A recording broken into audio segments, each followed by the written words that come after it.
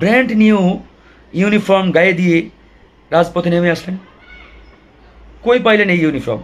কোত্থেকে আসলো? এত টাকার উৎস কি? কারা ফাইন্যান্স করেছে? এই সব তথ্য আমরা জানি। শত শত কোটি টাকা ব্যয় করা হচ্ছে তাদের পিছনে।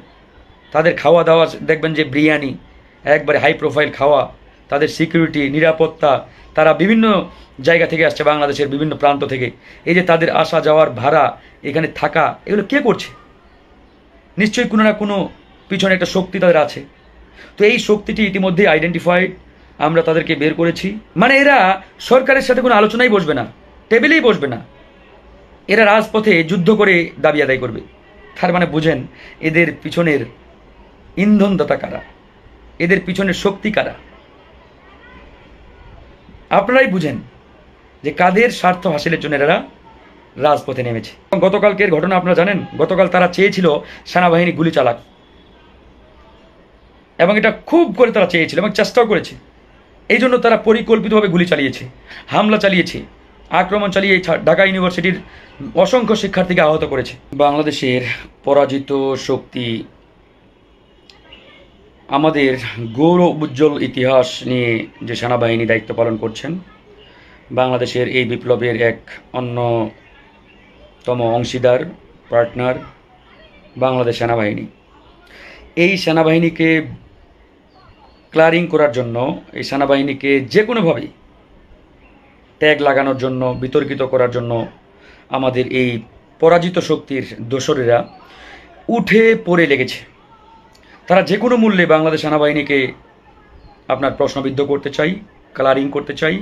যে কোনোভাবে বাংলাদেশ সেনাবাহিনীকে যদি প্রশ্নবিদ্ধ করা যায়, তাহলে তারা যে উদ্দেশ্য নিয়ে আপনার রাজপথে নেমেছে বা বাংলাদেশকে একটি আনস্টেবল পরিস্থিতির দিকে নিয়ে যাওয়ার চেষ্টা করছে, সেটি তারা অনেকাংশেই সফল হবে।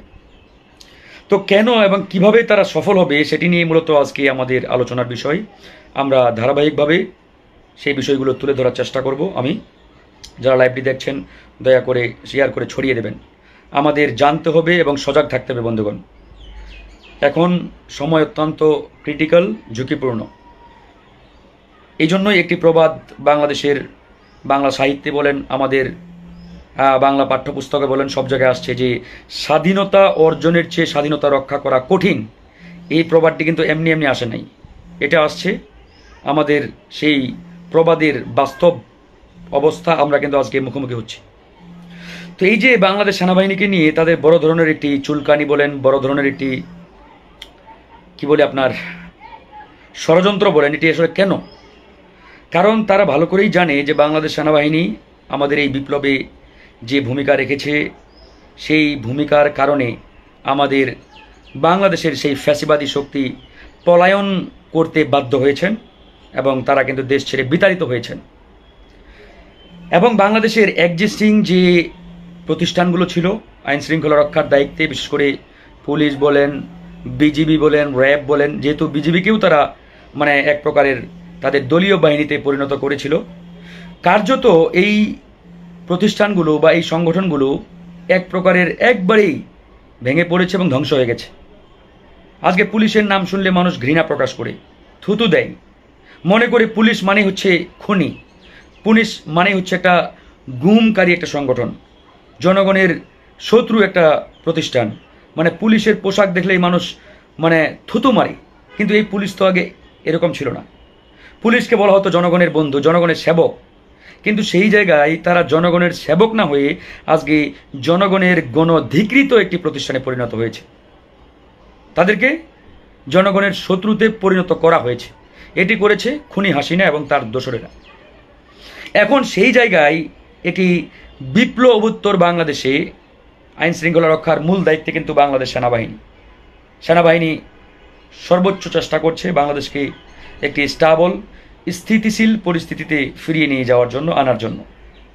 তো এই জায়গায় এই যে আনসার নামক ছাত্রলীগ, হাসিনা লীগের সদস্যরা গতকালকে সচিবালয় ঘেরাও করে যা করেছে, এটা আসলে আমরা কোনোভাবেই অ্যাকসেপ্ট করতে পারি না, অ্যাকসেপ্ট করার সুযোগ নেই। আজকে বাংলাদেশের প্রত্যেকটি জায়গা থেকে প্রশ্ন উঠেছে, প্রত্যেকটি জায়গা থেকে আওয়াজ উঠেছে যে এই আনসার ব্যাটালিয়ানকে নিষিদ্ধ করতে হবে, বাতিল করতে হবে। মানে আনসার নামক কোনো ব্যাটালিয়ান, কোনো বাহিনী বাংলাদেশে এই মুহূর্তে রাখার কোনো প্রশ্নই আসে না। কারণ যে আনসার আমার দেশের ছাত্র যুবকদের বুকে গুলি চালাতে পারে, তাদের উপরে নির্মম আঘাত করতে পারে, হামলা চালাতে পারে, এদেরকে ন্যূনতম আর কোনো সুযোগ দেওয়ার সুযোগ নেই। কারণ তারা নৈতিকতা হারিয়েছে। তো নৈতিকতা হারিয়ে ফেলার পরে এই বাহিনীটিকে রাখার আসলেই কোনো যৌক্তিকতা নেই। অনতিবিলম্বে এই বাহিনীটিকে বিলুপ্ত করতে হবে এবং এই বাহিনীটিকে ভবিষ্যতে যদি আরও নতুন করে ঢেলে সাজানোর প্রয়োজন হয়, গড়ে তোলার প্রয়োজন হয়, তাহলে ছাত্র জনতার বিপ্লবী যারা এই বিপ্লবে অংশগ্রহণ করেছে তাদেরকে নিয়ে প্রয়োজনে নতুন করে আনসার ব্যাটালিয়ান গঠন করা যাবে বা গঠন করা যেতে পারে। তবে এই মুহূর্তে আমি মনে করি আনসার বাহিনীকে রাখার কোনো যৌক্তিকতা নেই। কারণ তাদেরকে যদি আমরা রেখে দেই তাহলে এই যে যারা গতকালকে সচিবালয় ঘেরাও করেছে, আমার দেশের ছাত্র যুবকের উপরে গুলি চালিয়েছে, হামলা চালিয়েছে, এরা ভবিষ্যতে আরও বড় দানব হয়ে উঠবে। এবং আমাদের এই আশঙ্কাটিও উড়িয়ে দেওয়ার কোনো সুযোগ নেই যে গতকালকে যে সকল আনসার বাহিনীর সদস্যরা সচিবালয় ঘেরাও করে আমাদের ছাত্র জনতার উপরে গুলি চালিয়েছে, এরা শুধু আনসারই নয়, এখানে পরাজিত শক্তির অনেক সন্ত্রাসী খুনি তারাও কিন্তু ঘাপটি মেরে তাদের ভিতরে অংশগ্রহণ করেছে, আমরা তথ্য পেয়েছি। এবং পুলিশের বেশ কয়েকজন ঊর্ধ্বতন কর্তা তাদেরকে সর্বোচ্চভাবে সহযোগিতা করেছে এবং তাদেরকে ফাইন্যান্স করেছে আওয়ামী লীগেরই বেশ কয়েকজন নেতা। এটা হয়তো অনেকেই জানেন না। তা না হলে এই যে তারা প্রায় সপ্তাহখানেক ধরে ঢাকায় অবস্থান করছে, হাজার হাজার, এত সদস্য আসলে আসে নাই। এরা কারা? এবং এদের অধিকাংশ সদস্যের গায়ে দেখবেন নতুন পোশাক আনসারের, মানে একবারে দোকান থেকে কিনে গায়ে দিয়েছে, এরকম একবারে মানে নিট অ্যান্ড ক্লিন, একবারে নিউ, ব্র্যান্ড নিউ। তাহলে হঠাৎ করে এরা ব্র্যান্ড নিউ ইউনিফর্ম গায়ে দিয়ে রাজপথে নেমে আসলেন। কই পাইলেন এই ইউনিফর্ম? কোত্থেকে আসলো? এত টাকার উৎস কি? কারা ফাইন্যান্স করেছে? এই সব তথ্য আমরা জানি। শত শত কোটি টাকা ব্যয় করা হচ্ছে তাদের পিছনে। তাদের খাওয়া দাওয়া দেখবেন যে বিরিয়ানি, একবারে হাই প্রোফাইল খাওয়া, তাদের সিকিউরিটি, নিরাপত্তা, তারা বিভিন্ন জায়গা থেকে আসছে, বাংলাদেশের বিভিন্ন প্রান্ত থেকে। এই যে তাদের আসা যাওয়ার ভাড়া, এখানে থাকা, এগুলো কে করছে? নিশ্চয়ই কোনো না কোনো পিছনে একটা শক্তি তাদের আছে। তো এই শক্তিটি ইতিমধ্যে আইডেন্টিফাইড, আমরা তাদেরকে বের করেছি। ইনশাআল্লাহ আমি মনে করি খুব শীঘ্রই তাদেরকে আমরা বিচারের মুখোমুখি করতে পারবো, এই সরকার করবে ইনশাআল্লাহ। এখন আমাদের যেটি করণীয়, আমাদেরকে সর্বোচ্চ সতর্ক এবং সজাগ থাকতে হবে। অন্তত আগামী 2 মাস রাজপথে পাহারা দিতে হবে। আমি আগেই বলেছিলাম, ছাত্র জনতাকে পাহারা না দিলে তাহলে কিন্তু এরা যে কোনো সময় এদেশে একটি অঘটন ঘটিয়ে দিতে পারে। এজন্য আমরা পাহারাদার হিসাবে এই ছাত্র জনতাকে রাজপথে পাহারা দিতে হবে এবং সুন্দরভাবে এই দেশটাকে পরিচালনার জন্য এই সরকারকে সহযোগিতা করতে হবে। পরাজিত শক্তি তারা কিন্তু উঠে পড়ে লেগেছে। যে কোনোভাবে, যে কোনো মুহূর্তে আমাদের এদেশে কীভাবে একটা অঘটন ঘটানো যায়, কীভাবে এই দেশকে অস্থিতিশীল করা যায়, আনস্টেবল করা যায়, আমাদের সেনাবাহিনীকে প্রশ্নবিদ্ধ করা যায়, তার জন্য তারা সদা তৎপর। এবং গতকালকের ঘটনা আপনারা জানেন, গতকাল তারা চেয়েছিল সেনাবাহিনী গুলি চালাক, এবং এটা খুব করে তারা চেয়েছিল এবং চেষ্টাও করেছে। এই জন্য তারা পরিকল্পিতভাবে গুলি চালিয়েছে, হামলা চালিয়েছে, আক্রমণ চালিয়ে ঢাকা ইউনিভার্সিটির অসংখ্য শিক্ষার্থীকে আহত করেছে।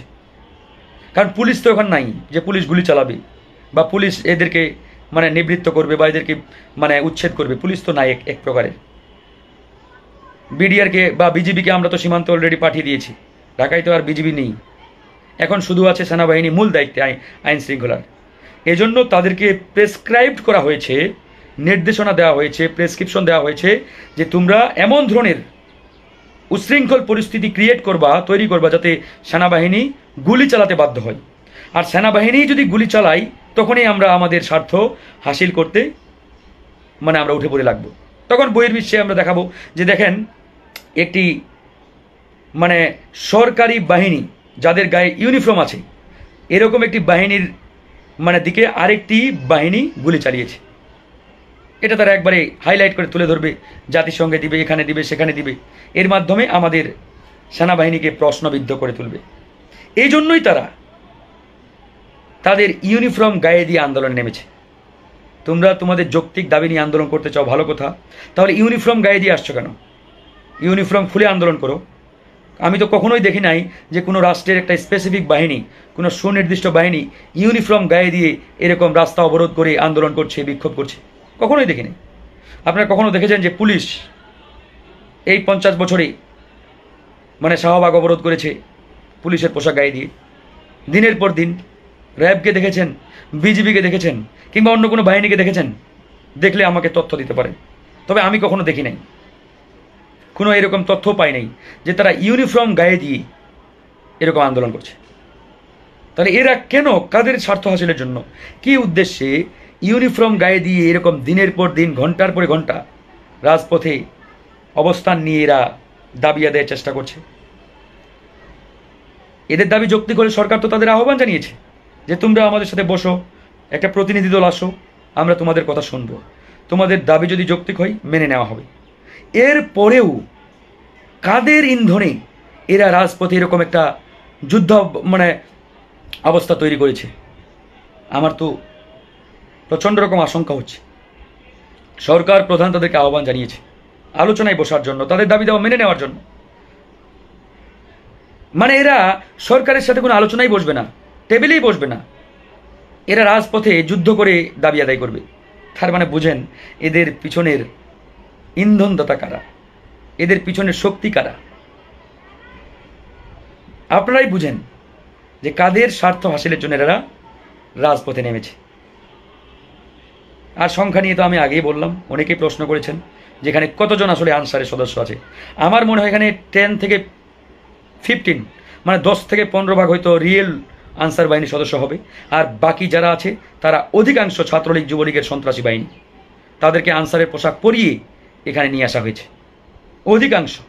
এই জন্য আমরা গতকালকে সরকারকে আহ্বান জানিয়েছি, সিসিটিভি ফুটেজ আছে, ভিডিও আছে, মিডিয়াতেও লাইভ ভিডিও অনেক আসছে, এগুলো দেখে এদেরকে শনাক্ত করেন এরা কারা, এবং এদেরকে সর্বোচ্চ শাস্তির মুখোমুখি করতে হবে। কোনো ছাড় দেওয়ার সুযোগ নেই। এরা আজকে পার পেয়ে গেলে আগামীতে এরা বড় ধরনের নাশকতার ছক কষবে, বড় ধরনের নাশকতার ছক কষবে। তাই এদেরকে সেই সুযোগ আর দেওয়া যাবে না। তাই অনতিবিলম্বে এদেরকে শাস্তির আওতায় নিয়ে আসতে হবে। আর আমরা এই জন্যই সরকার প্রধানকে বিনীতভাবে কালকেই আহ্বান জানিয়েছি। আমি সরকারের 2 জন উপদেষ্টাকেও বলেছি যে এই বাহিনীটি এই মুহূর্তে রাখার কোনো যৌক্তিকতা নেই। পুলিশ ছাড়া যদি বাংলাদেশ চলতে পারে, এখন তো কার্যত পুলিশ নেই, সবেমাত্র কার্যক্রম শুরু হয়েছে, তাহলে এই মুহূর্তে আনসার ব্যাটালিয়ান রাখারও প্রয়োজন নেই। তাদেরকে বিলুপ্ত করে প্রয়োজনে আমরা 1-2 মাস পরে এটাকে ঢেলে সাজাবো, নতুন করে গঠন করব, কোনো অসুবিধা নেই। আর এখন আমি মনে করি বাংলাদেশের প্রত্যেকটি বাহিনীতে ছাত্র জনতার বিপ্লবীদেরকে অংশগ্রহণ করাতে হবে। কারণ এই ছাত্র জনতার বিপ্লবীরা এই বাহিনীগুলোতে অংশগ্রহণ না করলে, তাদেরকে যুক্ত না করলে আমাদের এই বিপ্লবের যে ফলাফল, বিপ্লবের যে আমাদের রেজাল্ট, এটা বেহাত হওয়ার সুযোগ রয়েছে, সম্ভাবনা রয়েছে। এই জন্য আমাদের এই বিপ্লবীদেরকে অংশগ্রহণ করাতে হবে। আজকে যদি ছাত্র জনতার বিপ্লবী যারা তারা এই বাহিনীতে থাকতো, একটাও আন্দোলন করার সাহস পাইত না, পিঠের চামড়া তুলে নিত। রক্ত দিয়ে, জীবন দিয়ে, হাজার হাজার মানুষ জীবন দিয়েছে বেটা তোমাদের এই দেশকে অস্থিতিশীল করার জন্য নয়। পিঠের চামড়া তুলে নিত আন্দোলন করার নাম নিলেই, এরকম ভুইফোর আন্দোলন। আমরা তো বলেছি দাবি যৌক্তিক হলে আন্দোলন করার কোনো প্রয়োজনে নেই ভাই। হাসিনার আমলে আন্দোলন করেছি আমরা, কেন করেছি? কারণ হাসিনা কোনো যৌক্তিক দাবি আমাদের মেনে নেয় নাই। এই যে কোটা আন্দোলন হয়েছে, এটা যৌক্তিক দাবি ছিল। হাসিনা যদি কোটা আন্দোলনের যৌক্তিক দাবি শুরুতেই মেনে নিতেন তাহলে তো আন্দোলনই হইতো না। তিনি গাউরামি করেছেন, ফলাফল পরিণতি আজকে এটা। আর এই সরকার তো বলেছে তোমাদের দাবি যৌক্তিক, চলে আসো, আলোচনা করো আমাদের সাথে, we are ready to discuss. আলোচনার জন্য আমরা রেডি, প্রস্তুত। এরপরেও তারা কাদের স্বার্থ হাসিলে, কি উদ্দেশ্যে তারা রাজপথে নেমে দেশকে অস্থিতিশীল করা, ষড়যন্ত্র করার পায়তারা করছে, আমরা সবই জানি। আমরা সরকারকে এটাও আহ্বান জানিয়েছি, অনতি বিলম্বে এদের পিছনে যারা ফাইন্যান্স করেছে, পৃষ্ঠপোষকতা করেছে, ইন্ধন দিচ্ছে, তাদেরকে আপনারা আইনের আওতায় নিয়ে আসেন। তারা কারা আমরা জানি, আমরা তথ্য দিয়েছি ইতিমধ্যে। আওয়ামী লীগের কারা কারা এখানে অর্থ দিয়ে সহযোগিতা করেছে তাদের, আর পুলিশের কর্তা ব্যক্তি কারা কারা ইন্ধন দিচ্ছে আমরা সেটাও জানি। এদের বিরুদ্ধে অ্যাকশন নিতে হবে। তো বন্ধুগণ, ভয়ের কোনো কারণ নেই। আমি নিজেই শুনেছি নিজ কানে, সচিবালয়ে আমাদের 3 দিন আগে আপনার মৎস্য উপদেষ্টার সাথে একটা মিটিং ছিল, ঢুকতেই পারি নাই, প্রায় 1 ঘন্টা ওয়েট করা লাগছে বাইরে। হাজার হাজার চতুর্দিকে ব্লক করে রেখেছে সচিবালয়ে। তো এক পুলিশের কর্তা ব্যক্তি শাহবাগ থানায় দায়িত্বরত, এখনও আছে, নাম বলবো না, আমাদেরকে মানে খুব সমীহ করছে সার সার বলে। অথচ এই হাসিনার আমলে আমাদের কী বলে প্রেস ক্লাবের সামনে আমাদের ব্যানার পর্যন্ত কেড়ে নিয়েছে, দাঁড়াতেই দেয় নাই। এমন রুট ব্যবহার, সেই ব্যক্তি এখন উল্টে গেছে। তো যাই হোক, এরকম করতে করতে বিড় করে একসময় বলতে শোনা গেছে যে দেখি না কতদিন চালাতে পারে। এরকম করতে করতে বলতে বলতে চলে গেল। তো সে হয়তো ভাবে না যে আমরা তার এই কথাটি শুনেছি, দেখি না কতদিন চালাতে পারে, এইভাবেই বলেছে। তার মানে বুঝেন তাদের ভিতরে এখনো হাসিনার প্রেম মায়া কিন্তু যায় নাই, আর যাবেও না। এটা হাসিনা যাদের এতদিন পেলেছে, ফুলিয়ে ফিপিয়ে যারা আজকে শত কোটি টাকার মালিক হয়েছে, হাজার কোটি টাকার মালিক হয়েছে, এরা কেমনে হাসিনাকে ভুলে বলেন? তো এরা তো যে কোনো সময় যে কোনো মুহূর্তে এই দেশকে একটা অস্থিতিশীল পরিস্থিতিতে নিয়ে যাওয়ার চেষ্টা করবেই। এই জন্য আমাদের ছাত্র জনতাকে সজাগ থাকতে হবে বন্ধুগণ, সতর্ক থাকতে হবে। ইনশাআল্লাহ আমরা যতক্ষণ পর্যন্ত সতর্ক এবং সজাগ থাকব, এই পরাজিত শক্তি বাংলাদেশকে বিপথে নিতে পারবে না। এই পরাজিত শক্তি বাংলাদেশকে কখনোই বিপদের দিকে ঠেলে দিতে পারবে না, ইনশাআল্লাহ, আমার দৃঢ় বিশ্বাস। তাই আগামী অন্তত 2 মাস, কমপক্ষে 2 মাস রাজপথে সতর্ক সজাগ থাকতে হবে। বাঁশি দেওয়ার সাথে সাথে যাতে মৌমাছির মতো, পিঁপড়ার মতো আমরা নেমে আসতে পারি। গতকাল আলহামদুলিল্লাহ আমি স্যালুট জানাই আমাদের ছাত্র জনতার ভাইদের, যে বাঁশিটা দেওয়ার সাথে সাথে আপনারা যেভাবে নেমে আসছেন এবং এই খুনি হাসিনা লীগের সদস্যদের 7 মিনিটের মধ্যে ক্লিয়ার করে দিয়েছেন সচিবালয়ের সামনে থেকে। আমি অবশ্যই আপনাদেরকে স্যালুট জানাই। স্যালুট পাওয়ার যোগ্য আপনারা। 7 মিনিটও লাগে না ক্লিয়ার করতে সচিবালয়। তো এরকম আমাদের 7 মিনিট 5 মিনিটে ক্লিয়ার করতে হবে। যেখানেই ষড়যন্ত্র, যেখানেই নীল নকশা, সেখানেই আমাদের অভিযান চলবে। যেখানেই মানে ওরা দেশকে অস্থিতিশীল করার মানে আপনার কার্যক্রম শুরু করবে, সেখানেই গণধোলাই শুরু করতে হবে। এটা ছাত্র জনতার পক্ষ থেকে আমাদের একবারে পরিষ্কার নির্দেশনা বলেন, স্টেটমেন্ট বলেন। তো যাই হোক, ভালো থাকবেন। অনেক কথাই বলেছি। লাইভটি শেয়ার করে ছড়িয়ে দিবেন, মানুষকে জানার সুযোগ করে দিবেন। আসসালামু আলাইকুম রহমতুল্লাহ।